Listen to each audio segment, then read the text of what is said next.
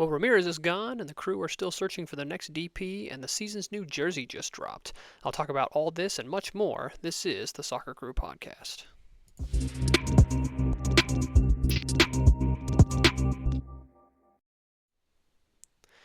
Alrighty, welcome back, everyone. This is episode 2 of the Soccer Crew Podcast, and I'm sure you noticed we've got a new logo. Look at that. Amazing. So things are going well over here. We are well on our way and getting ready for the season. So we'll go ahead and get into the weekly catch-up of what all happened this week. First thing here, like I said in the start, Ramirez is going to the Galaxy. He is being transferred there. It looks like the Galaxy sent over about 500,000 in GAM to the crew, and this is great for Ramirez. His hometown is in LA. Most of his family is there, so he gets a nice homecoming and gets to finish out his career in his hometown. It looked like he was going between two different places, the Galaxy and a place in Colombia. He is, I believe, a dual national, although I don't know if he's ever played for the Colombian national team. But he has citizenships in both Colombia and the United States.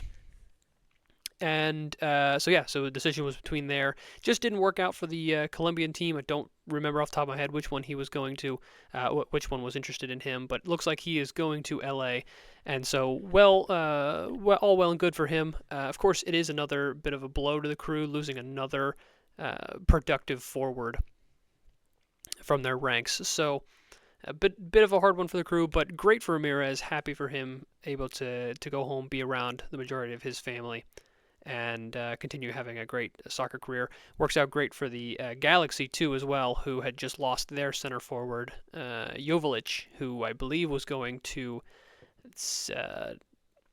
not Seattle, it was, Sporting Kansas City, that's right. So that's first thing of the week. Next, now this is a little bit of old news, but I wanted to bring it up because Federico Higuain has been named as the Crew 2 head coach. And of course, if you've been a Crew fan for a while now, you remember this is a Crew legend. He played from about 2012 to 2019. One of the top goal scorers for the Crew, center attacking mid, kind of Zelarayan type player, playmaker. Incredible. Was known for chipping goalkeepers. If you have some time, go find just a highlight reel of Federico Higuain chipping goalkeepers. He'd do it on penalties. He'd do it during the game. Absolutely phenomenal to watch. Just a good time. So great to see him coming back. He is going to be taking over for Kelvin Jones, who was the previous coach, who was the coach after the first head coach for the Crew 2 left to go coach for Montreal. So great. Federico Higuain is back, and exciting to see kind of his knowledge and the way he sees the game to be passed on to some of the younger generation for the Crew. And Josh Williams has also been hired as the assistant coach. Mr. Crew himself is back.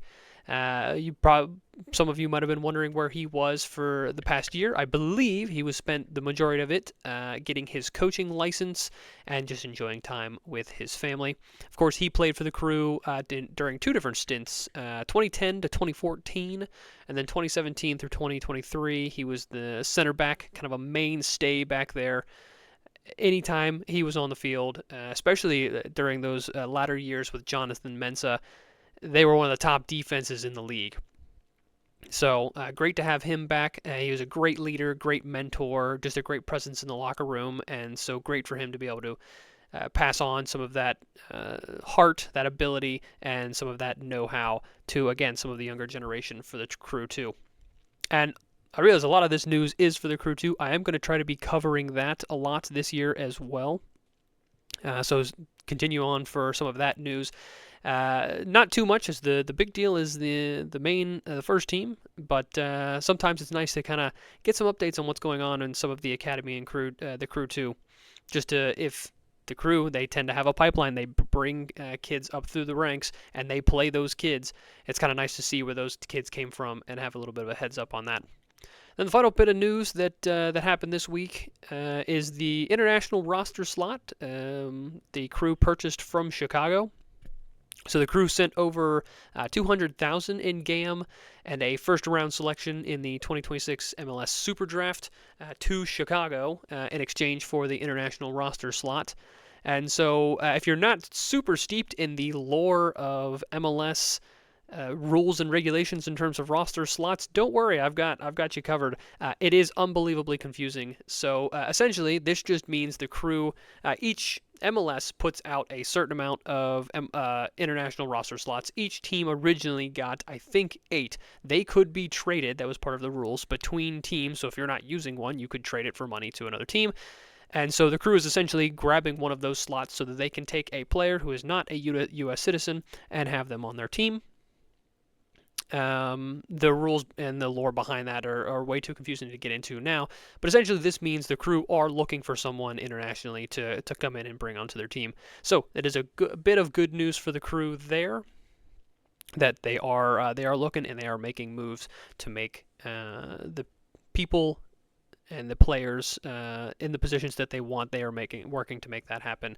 And it's not just they are stuck looking for someone in the U.S. They're looking abroad as well. So good news there. So after some of the Crew players have left, namely Cucho and Ramirez and a couple others whose contracts had expired at the end of last season, you might be wondering kind of who is left for the Crew, who's still there.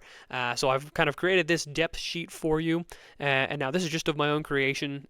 So keep in mind the depth of who you think might be starting. 100% could be changed. That is totally up to Wilfred Nancy. So this is just kind of where I think some people are. Could be totally different based on how the season starts in terms of who's starting. But the most obvious and glaring thing you'll notice is the Crew have 5 goalkeepers on the books. So we're not going to have a situation like we had with Zawadzki ending up being in goal like they had in the Seattle game in the middle of the season, which was just absolute chaos. Crazy game to watch, but just absolute chaos. That's not going to happen this year. The Crew have the goalkeepers to make sure if one gets hurt, if two others, Schulte and Hagen, are on international break, they've got people. They've got people backing up. They've got enough, so they've covered themselves in this one, which is great. So, and then the other thing is, the forward slots are quite bare. There are not a lot of players who are there. Of course, AZ Jackson is actually listed as a midfielder, but last year he played quite a bit in kind of that slot. Have him there, so I've moved him up. And it seems like from what I have heard from a couple podcasts, and Darlington Nagbe has said that Taha Hebron is actually training to be alongside him in midfield. I don't know if that's going to be starting or if they're just looking for another depth piece who's able to kind of come in. But apparently Nagbe has kind of taken him under his wing to train him up. So he might not actually be kind of in that forward position like we saw a couple times coming off the bench of last year. I've also got Arston, who potentially could go up and play as one of the forwards. He is listed as a forward. Of course, we saw him pretty much all of last year lock down that starting spot at wingback. Don't know if they're going to move him forward. I would expect him to continue seeing him at wingback, but who knows what Nancy's got in his back pocket or up his sleeve. He might do some crazy things. But I think the biggest glaring one is in terms of center forward type personnel, all the Crew really have is Russell Rowe. And now Russell Rowe's hold-up play currently is not, at least last year, was not the greatest, especially in MLS play. Now, if people saw him play while he was in the Crew too, he was a little bit better. But against some of these kind of bigger, tougher center backs of MLS, wasn't the greatest. Although as the year went on and as he got kind of more starts, he started to kind of find his feet and figure out exactly how he needed to hold up, figure out his hold-up play. However, running towards goal, still phenomenal. He looked great. So I would expect to see him take a big step this year but that he is, it's just him currently as that kind of center forward type player. So a little bit thin there for the Crew, a little bit thin. And the other thing you might notice is a little bit thin at center back. This was kind of a big deal in the playoffs. Of course, Amundsen had, I believe it was a hamstring injury during the Red Bulls game. And not that Shabirko didn't do well, but it's just kind of after playing, I think it was 51 games last year that the Crew as a whole had played in. Every single game that they were able to play in, they played in. So just the legs kind of had gone out, and having just one less center back obviously took a toll.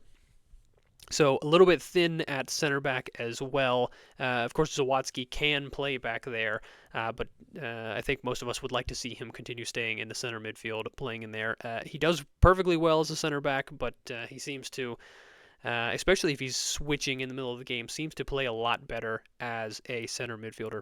So having another center back would probably be nice for the Crew as well. And of course, there is the new signing, currently the only new signing the Crew have gotten. And I apologize, I don't exactly know how to pronounce his name, but I'm going to try my best. Lapalainen, I believe, that's what I'm trying to do. We'll stick with that for now. The new signing, so he is coming in over from Montreal. He had played previously with Wilfried Nancy. And according to some questions he's answered after training and such, Wilfried Nancy has kind of tested out the waters of him playing in one of those forward roles. So expect to see him kind of moving around across the field as well. Listed as a midfielder, but so that's why I kind of have him in that slot currently.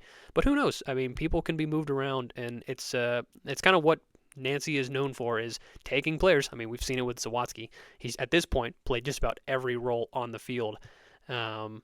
But he is able to take players and kind of move them around and throw some wrinkles into opposing teams' defensive plans. So, so expect to see him kind of moved around and such. I think the only thing that I have currently missed is Derek Jones. He has played center back previously for Charlotte and didn't do too bad there. So potentially using him as another backup center back. We'll see what Wilfried Nancy has up his sleeve. So there's kind of a good overview of the depth sheet and who is still kind of around at the Crew. Still some really good players still here. Of course, top-end talent has dropped off a bit, but in terms of the spine of the Crew and the majority of the players who are still a lot of them are still around. But that brings me to the next thing. Biggest needs for the Crew. We saw number 9 would be phenomenal. And from what I've heard, the Crew are still searching for their DP number 9. Now keep in mind, I think I said this last week, but the transfer window for MLS opened. It's either January 31st or February 1st. So it's only been open for 12 days. So they're working on it, obviously, and it can be a bit hard. I know I'm getting slightly impatient just because, it only seems like people are leaving the Crew and hardly anyone is coming in. But just to keep that in mind, that the transfer window has only been open for so long, and it ends in April. April 19th, off the top of my head, I believe is the date, but don't quote me on that exactly. But it's sometime in April is when it ends. So expect to see at least a DP coming in by April. And from interviews that Issa Tall has given, he's also said that they're looking for a DP number 10 as well to bring in. And he said that they're trying to get both of these in this transfer window. Now, that's a tall task, no pun intended, but I think if they're able to do that, that puts the Crew right back on track with in terms of fighting for trophies. So that would be incredible if they were able to get 2 DPs. I would expect that they try their very best to get one before the season starts, and then the second one before the April deadline. At the very least, they'll get one in the summer transfer window. And then they've also said that they're looking for a destroyer-type center mid. which should be interesting. And that also kind of follows with the Lapalainen moving to the kind of forward spots, and the fact that they don't have any kind of destroyer type center mid. Think Aiden Morris, exactly what he did, breaking up plays, pressing the opposition team, that type of thing. Don't really have anyone of that skill set. Maybe Derek Jones is that guy, but again, that's just kind of one guy. And from when he played, didn't seem like he was exactly that type. He seemed like kind of more of a containment type player. So it looks like they're looking for someone like that. I don't believe they're looking for that as a designated player, but potentially they could be looking around the league or potentially even abroad. Who knows? But they're looking for that. And the last one, they want a tall, physical center back. So I mentioned that center back position is a little bit slim, a little bit thin. So them getting a tall, physical center back, although that seemed to be a little bit down on their requirements. So we'll see if that happens this transfer window or in the summer. But tall physical center back, we've seen kind of over last year, the one thing that the Crew were not super great at defending was balls over the top and crosses into the box. Sometimes just having a big physical presence in that will kind of alleviate some of the problems, hopefully, that the Crew could sometimes have during last season. And so the final thing I want to get to is the new Goosebumps jersey the Crew have released actually today. These are a glow-in-the-dark, apparently. And if you haven't seen it yet, I encourage you to go watch the release video that's on the Crew's website and MLS, and I believe it's on Twitter and Instagram as well, if you go follow them and find these videos.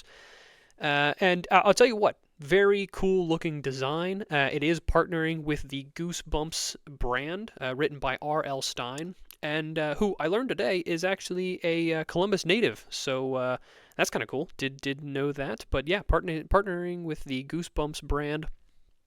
Yeah, this is a very, very cool design. I think I have one critique with it, is that the yellow, it's not the right yellow. I'm kind of a traditionalist when it comes to what the team's colors are. I would love for it to be the black and the gold yellow that we are used to seeing.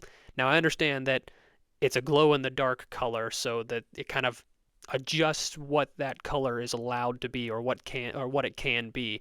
So I understand, you're kind of picking between the two, and you want to go a little bit more with the glow in the dark. I think that's my only little critique with it. Otherwise, I think it's an incredibly awesome jersey.